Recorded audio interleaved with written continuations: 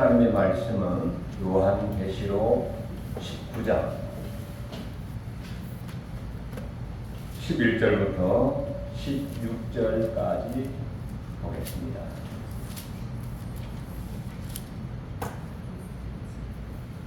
요한계시록 19장 11절부터 16절까지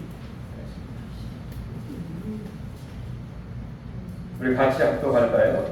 또 내가 하늘이 열린 것을 보니 보라 백마와 그것을 탄 자가 있으니 그 이름은 충신과 진실이라. 그가 공의로 심판하며 싸우더라.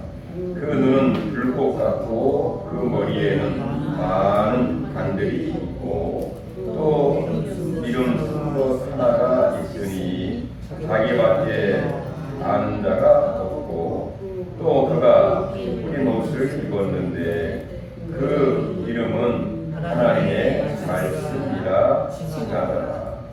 하늘에 있는 군대들이 있고 깨끗한 사막 옷을 입고 백마를 타고 그를 따르더라.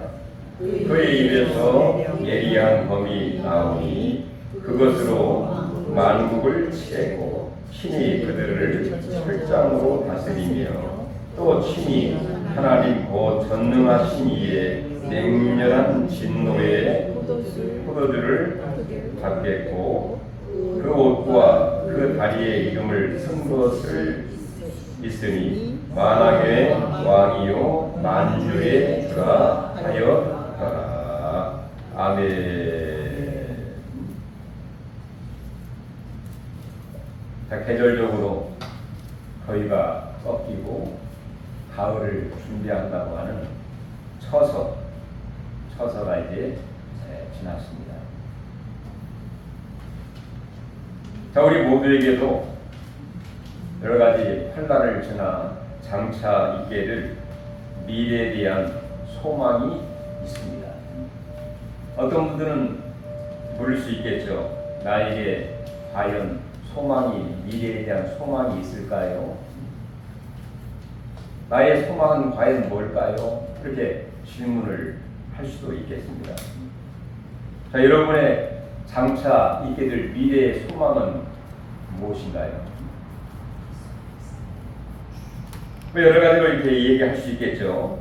자, 오늘 본문은 바로 예수 그리스도의 재림과 어린 양 되신 바로 교회의 머리가 되시고 교회의 신랑이 되신 예수 그리스도와 혼인 잔치 이 두 가지로 연결을 하면서 하나님은 이 사도 요한에게 보여주게 된 것입니다. 자, 이 땅의 잔치는 아무리 화려해도 끝이 있게 되죠. 그러나 어린 양의 혼인 잔치는 시작이 있어도 끝이 없는 영원한 잔치인 것입니다. 따라서 오늘 본문과 성경을 중심으로 해서 예수 그리스도의 재림과 어린 양의 혼인 잔치 그런 제목으로 같이 말씀을 나누면서 다시 한번 우리의 소망에 불이 있기를 간절히 소원합니다. 이 제목을 영어로 하면 I summon to you the subject is the Jesus Christ's second coming and wedding banquet. 이 banquet란 말은 아주 방대한 잔치, 축제 그런 의미를 갖고 있죠. 자, 이렇게 우리는 우리의 미래와 또 우리의 미래에 대한 소망은 정말 예수 그리스도의 재림 그리고 그 재림하신 그 예수 그리스도와 함께 정말 혼인 잔치 같은 이 만남과 연합과 또 미래에 대한 축복이 우리에게 놓여 있다는 것입니다. 그럼 먼저 예수 그리스도께서 이 땅에 재림하시기 전에 어떤 일이 있게 되는가? 자, 먼저는 이 배경으로 계시록 17장, 18장에 보면 많은 재앙들이 있었죠. 일곱 가지의 인재앙, 나팔재앙, 그 다음에 대접재앙이 있는데 마지막 일곱 번째 대접을 쏟을 때에 이 재앙이 어떤 재앙이냐? 바로 믿지 않는 불신자와 악한 자들에 대한 재앙이죠. 바로 일곱 번째 대접을 쏟을 때에 17장에 보면은 큰 음녀, 물 위에 있는 그 음녀에게 재앙이 떨어지게 되면서 그 음녀가 나라를 유혹하고 죄를 지켜야 하는 그 모든 음녀가 다스리는 이 바벨론, 세상이라고 볼 수 있습니다. 바벨론 18장이면 바벨론이 망하였도다.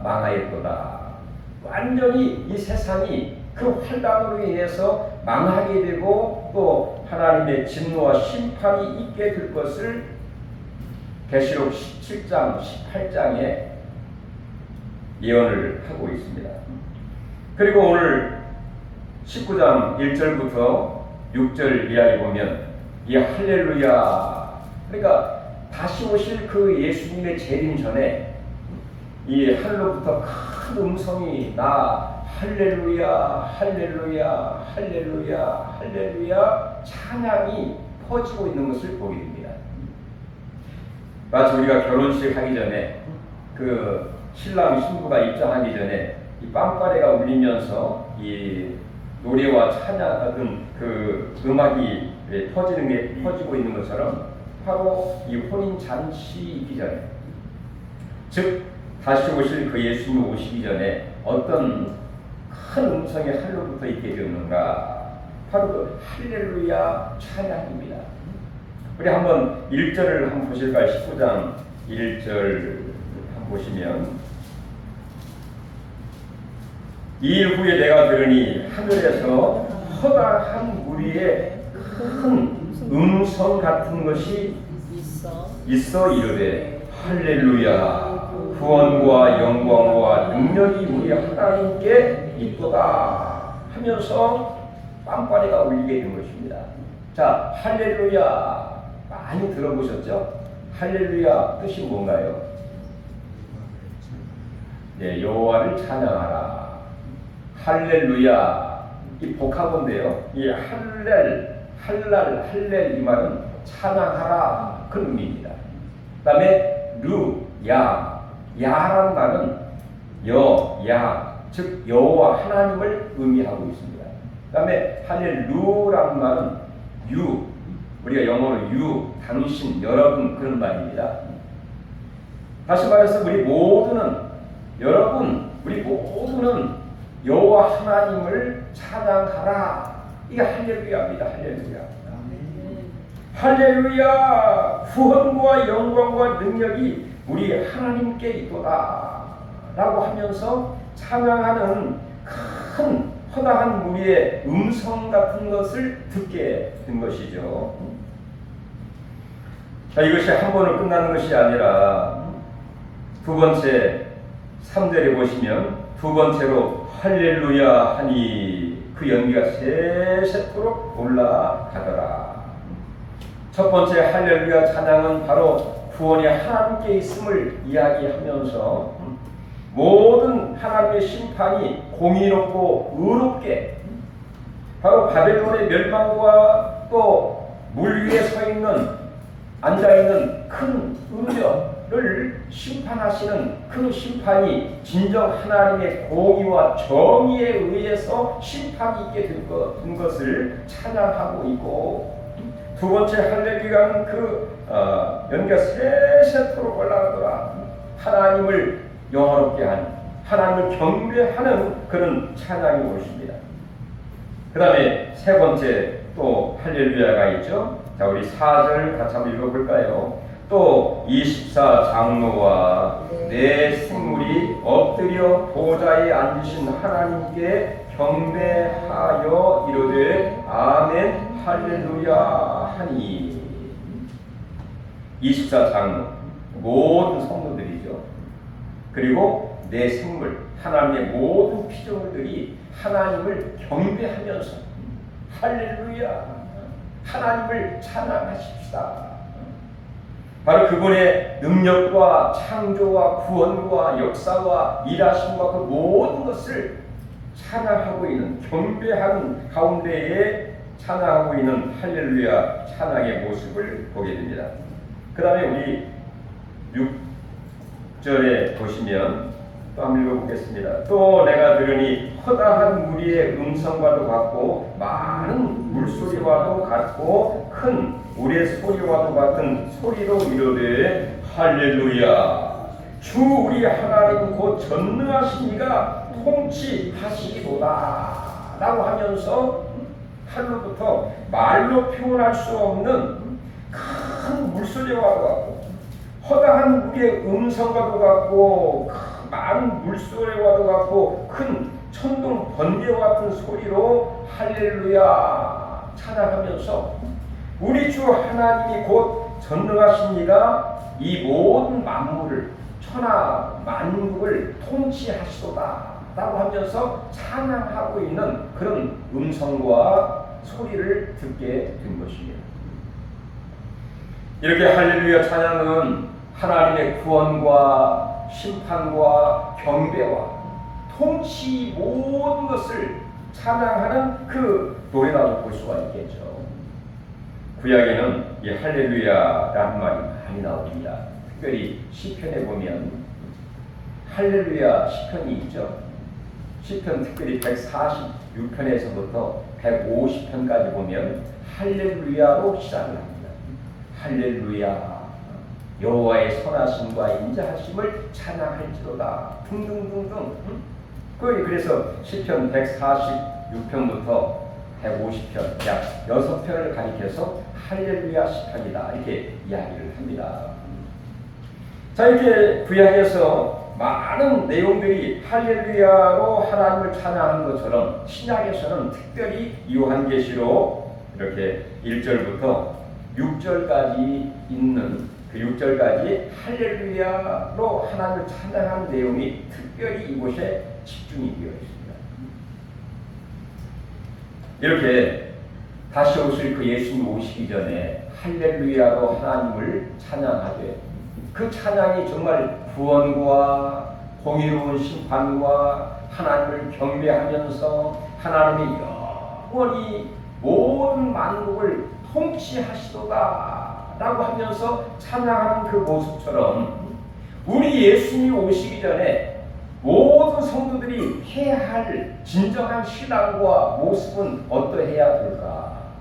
마치 우리 예수님 재림하기 전에 찬양이 넘치는 것처럼 우리 모두는 다 찬양하기 위해서 우리를 만드시고 우리를 부르셨다. 이사야 선지자는 말씀했던 것처럼 바로 하나님의 구원과 심판과 경배와 하나님의 통치를 찬양하는 할렐루야 우리 모든 성도들이 되기를 간절히 바랍니다.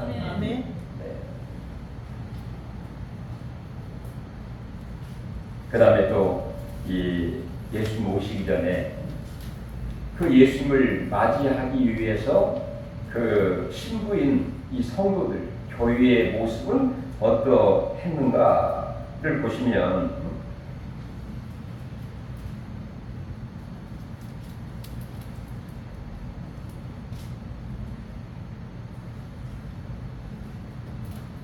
우리 8절 보시면 그렇게 얘기를 하고 있습니다.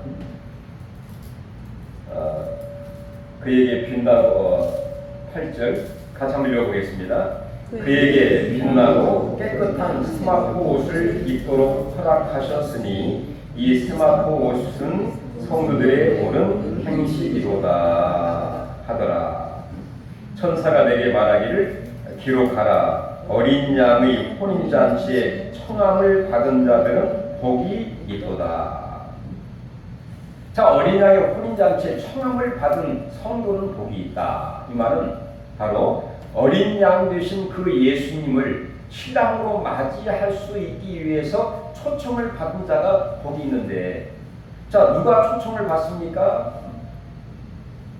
바로 그 예수님을 맞이할 수 있는 사람이 초청을 받았겠죠. 초청을 받지 않는 것 자체가 어떻게 보면 참 불상사이면서 저주라고 볼 수가 있겠죠. 근데 그 신랑 되신 그 예수님을 맞이할 수 있는 그 신부의 모습은 어떠한가? 방금 전에 8절에 본 것처럼 그에게 빛나고 깨끗한 세마포 옷을 입도록 허락을 받았다. 바로 이 신부의 모습이죠. 여러분 그 결혼식의 모습을 연상해 보시면 그 신부가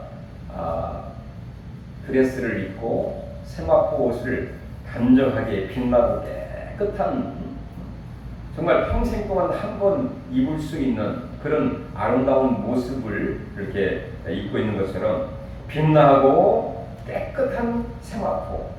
바로 이것은 무엇을 의미하는가? 바로 순수하고 정결하고 거룩한 성도의 옳은 행실이다. 이렇게 얘기를 하고 있죠. 자, 누가 다시 오실 그 예수님을 맞이할 수 있습니까? 우리가 마치 밝고 깨끗한 세마포 옷을 입는 것처럼 이 땅에서 정말 죄악길로 세상길로 우상적인 그런 삶이 아니라 과감히 그것들을 다 내려놓고 하나님의 말씀과 기도로 거룩해지며 성령으로 새롭게 거듭난 그 모든 성도들이 바로 거룩한 성도가 되는 줄로 믿습니다. 이렇게 하나님 말씀과 기도와 성령으로 거듭난 그리고 거룩한 성도의 삶을 살아가는 그 모든 자들이 궁극적으로 다시 오실 그 예수님을 맞이하게 되는 것이죠. 우리가 마태복음 25장 보면 예수님 오시기 전에 슬기로운 5 처녀에 대해서 소개를 하고 있지 않습니까? 자, 슬기로운 5 처녀는 신랑이 오기 전에 등을 준비하고 그 등에 넣을 수 있는 기름을 준비하고 있었습니다.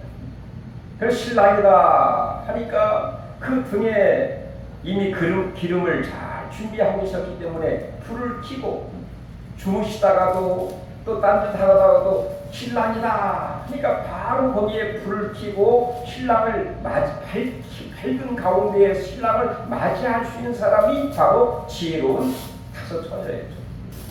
근데 어리석은 5 처녀는 등은 있는데 기름을 준비하지 못합니다. 그래서 신랑이다 하니 불을 켜니 불이 켜집니까? 불은 켜지는데 계속 타질 않는 것이죠. 왜? 기름이 준비되어 있지 않기 때문인 것이죠. 바로 이 기름은 하나님의 성령을 의미할 뿐만 아니라 우리가 늘 성령 받고 성령 충만한 삶을 살아야 거룩한 삶을 살게 되고 성도의 삶을 살아갈 수 있게 되는데 우리가 성령 받지 못하고 성령 충만한 삶을 살지 못하면 아무리 마지막 때 환난이 있고 예수님이 오신다라는 이 사실을 알고 있음에도 불구하고 신랑이 올 때에 그 신랑 되신 그 예수님을 맞을 수가 없다는 것입니다.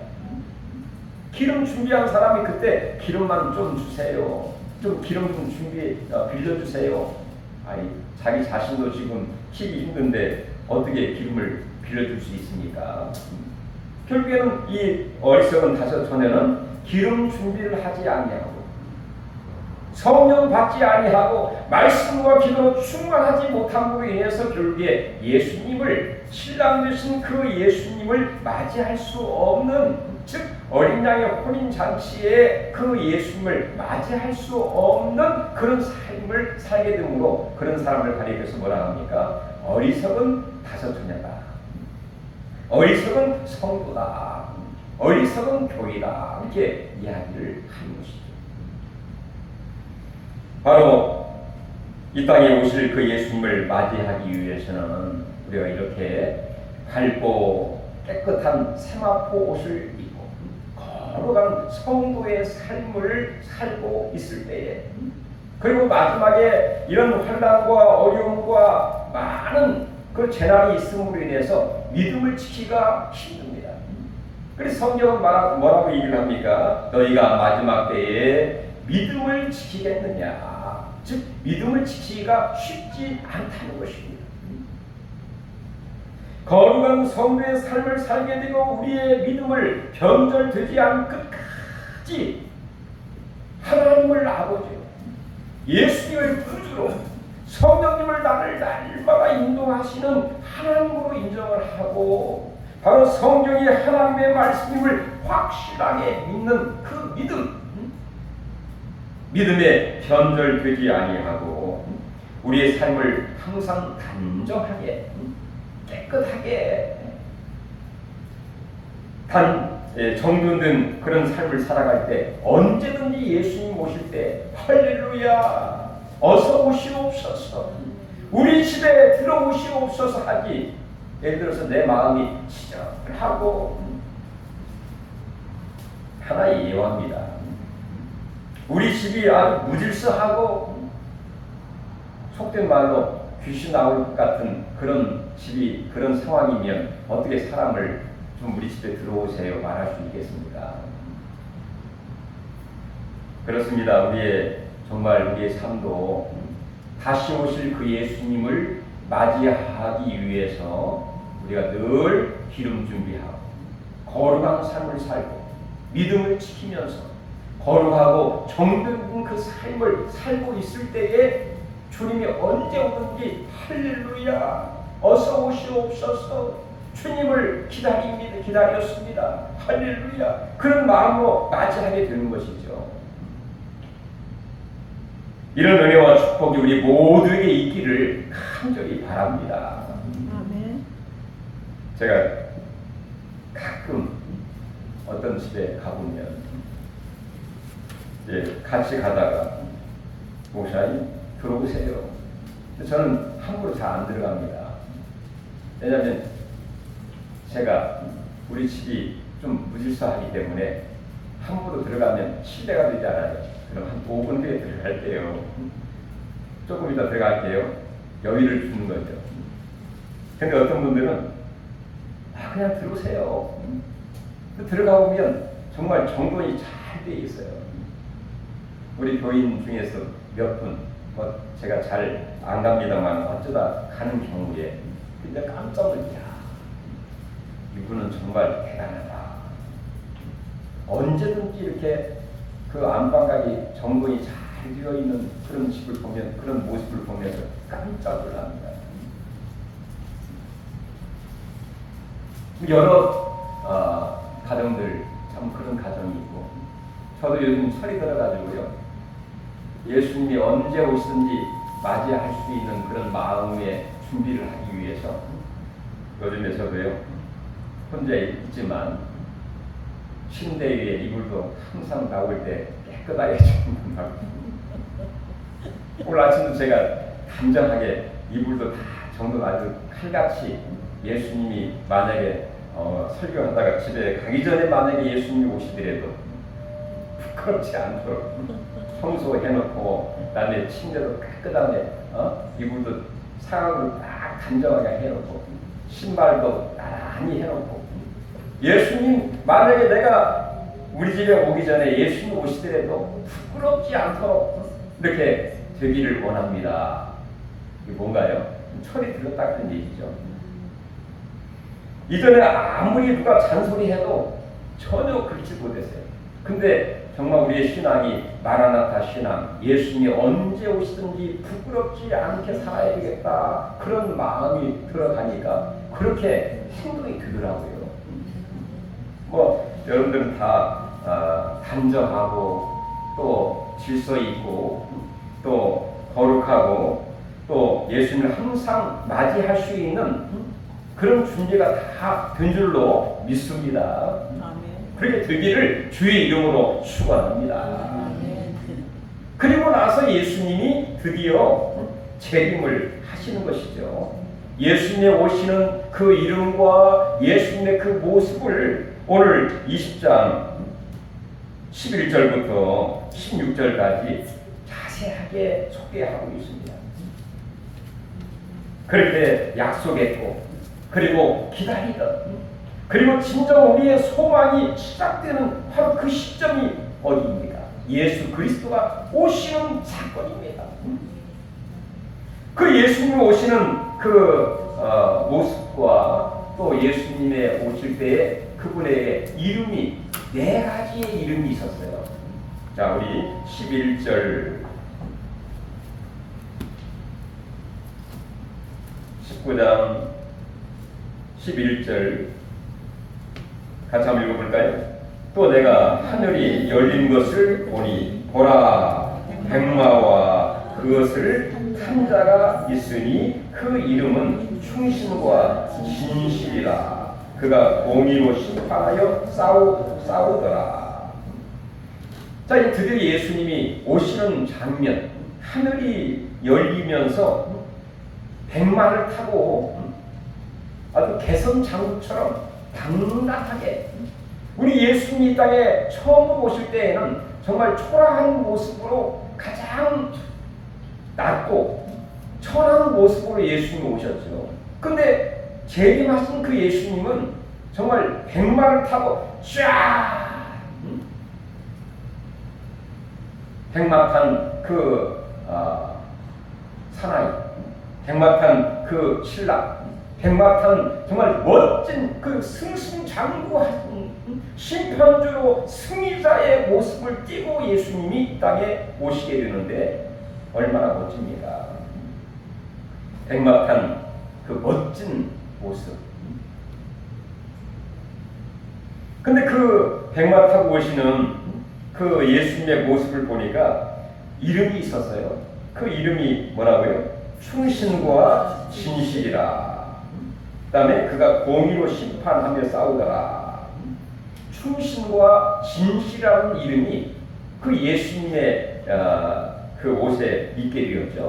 바로 충신, 이 말은 바로 충성, 최선을 다한다, 믿음이 충만하다, 그런 말이고요. 그 다음에 진실, 정직하고 또 거짓이 없는 진실, 진리, 그런 의미를 갖고 있습니다. 예수님의 모습은 바로 이 땅에 살아가는 사람이 정말 멋지고 당당하고 전혀 부족함이 없는 충신과 충성과 이 진실의 그런 이름으로 예수님이 오시게 되었다는 것이죠. 만약 여러분들이 사회를 논다고 하면 이렇게 충신과 진실, 이 두 가지의 마음이 있으면 이 정도면 뭐 합격하시겠죠. 이 예수님의 오신 그 모습 가운데 이 충신과 진실의 이름을 가지고 오셔서 바로 공의롭고 정의로 심판하시고 계시는 백마를 타시고 완전히 그 앞에 모든 것들이 다 초토화시키면서 그리고 개선장구처럼 승승장구하면서 영광을 돌리고 있는 예수님의 모습을 보게 되었다는 것입니다. 그 다음에 또 두 번째, 예수님의 이름, 어떤 이름을 갖고 있었느냐. 12절 같이 한번 읽어보겠습니다. 그 눈은 불꽃 같고 그 머리에는 많은 관들이 있고 또 이름 쓴 것 하나가 있으니 자기밖에 아는 자가 없고. 자, 그 이름이 또 이름 쓴 것이 하나 있는데 자기밖에 아는 자가 없다. 그러니까 예수님 자신만이 아는 아주 비밀스럽고 아무도 알 수 없는 신비한 이름이 그 예수님에게 있었다는 것입니다. 그러니까 인간의 어떤 지식과 인간의 어떤 분해로는 이해할 수 없는 이름, 그것이 이런 이름을 신기한 이름이라고 하잖아요. 이사야 9장에 보면 그 메시아가 오실 그 예수의 이름을 가리켜서 기묘자요, 모사요, 전능하신 자요, 이렇게 이름이 소개하고 있는데 바로 그 이름 기묘자라. 이 기묘자라 이 말은 바로 아주 이해할 수 없는 놀라운 분이시다, 그런 표현이죠. 기묘자, 놀라우신 분, 영어로는 원더풀 카운셀러입니다. 깜짝 놀랄 만한, 우리 인간의 지혜로는 도저히 상상할 수 없는 이 놀라우신 분, 아무나 그를 이해할 수 없는 그 자신만이 아는 그 신비한 이름이 그에게 있었다는 것입니다.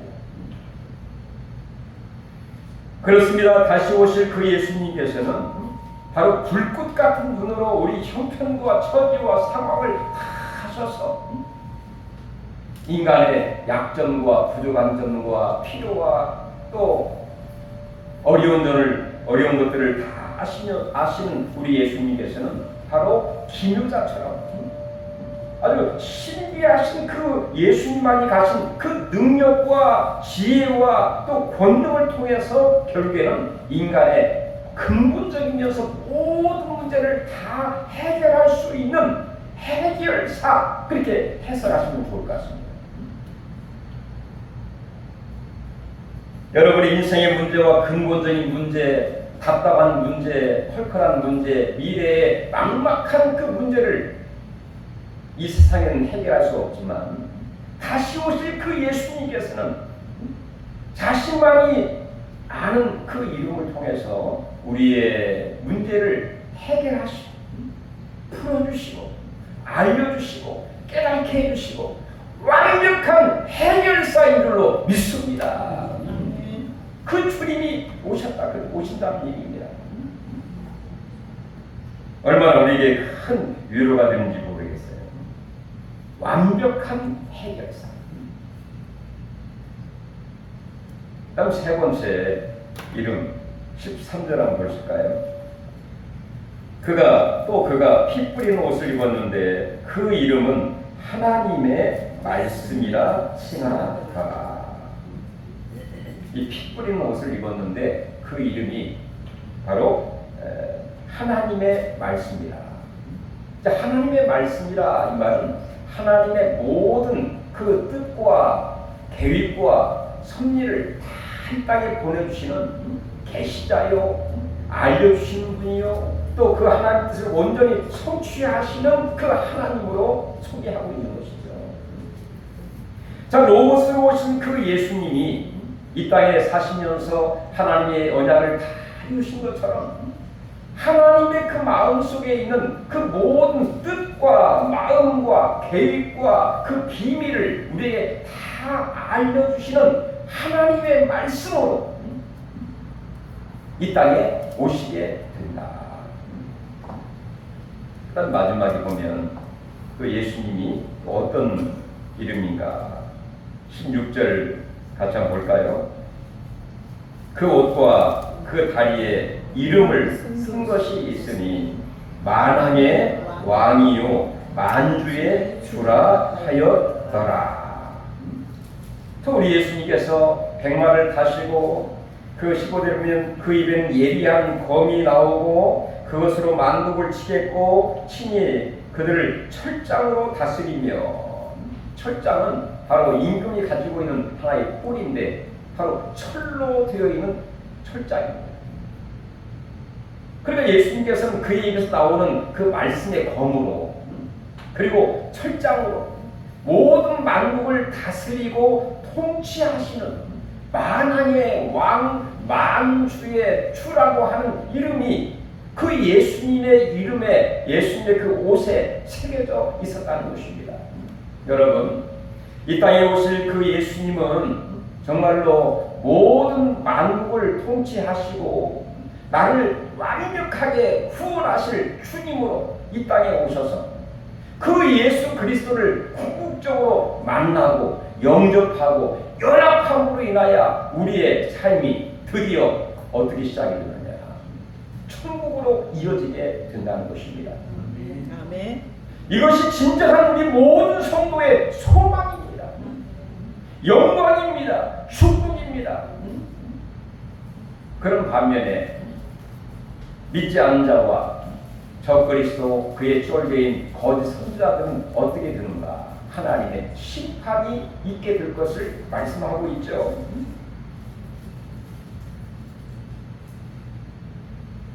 자, 우리 19절 한번 보겠습니다. 또 내가 보매 그 짐승과 땅의 임금들과 그들의 군대들이 모여 그 말탄 자와 그의 군대를 더불어 전쟁을 일으키다가 20절 한번 읽어보겠습니다. 짐승이 잡히고 그 앞에 표적을 행하던 거짓 선지자도 함께 잡혔으니 이는 진승의 표를 받고 그의 우상에게 경배하던 자들을 표적으로 미혹하던 자들이 이 둘이 산채로 유황불을 붙은 못에 던져지고,